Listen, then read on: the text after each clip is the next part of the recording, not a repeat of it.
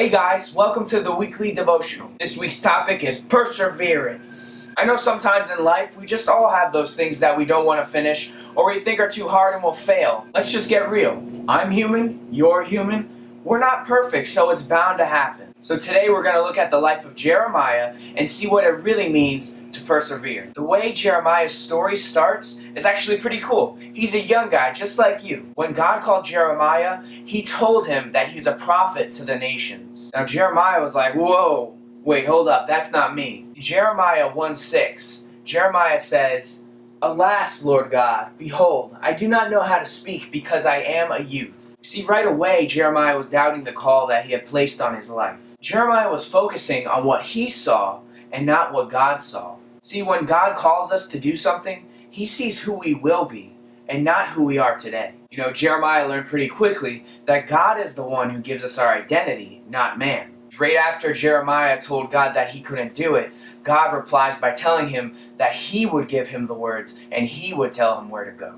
And that's how he began his ministry. You know, Jeremiah's story is an amazing example of perseverance. Did you know his ministry lasted for 40 years? That's a long time. Imagine doing one job for 40 years. Most people want to retire by that time.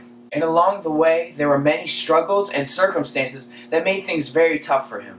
You see, Jeremiah's job was basically being God's voice to the people. We think, oh wow, that's so cool. Well, his message actually was kind of a rough one. You see, God wasn't very happy with his people and the way they were acting, so he was trying to let them know. God actually gave them many opportunities to change, but they just wouldn't listen. It even got to the point where God told Jeremiah to not even pray for them anymore. So God's judgment on them was for their enemy to come and destroy pretty much everything and then take the survivors away. Then those survivors had to serve for 70 years. That's a long time. Anyway, now that we know the message, we know why the people didn't like Jeremiah so much.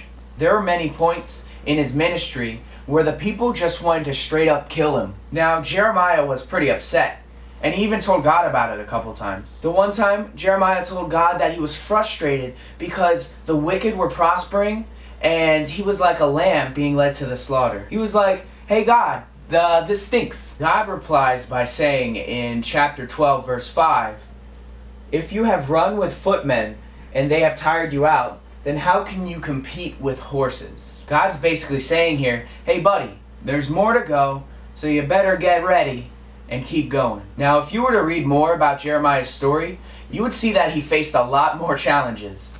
He faced liars, cheaters, crooked priests, and angry citizens, all because he was doing what God was telling him to do. And we see a few more times that Jeremiah complains. He's human. You imagine being put on trial for just telling the truth and everyone wants you to get the death sentence. That's rough. What is really important is that he never gave up and he kept going for 40 years. And now you know, whenever life gets rough, you can always trust and rely on God. And you too can persevere.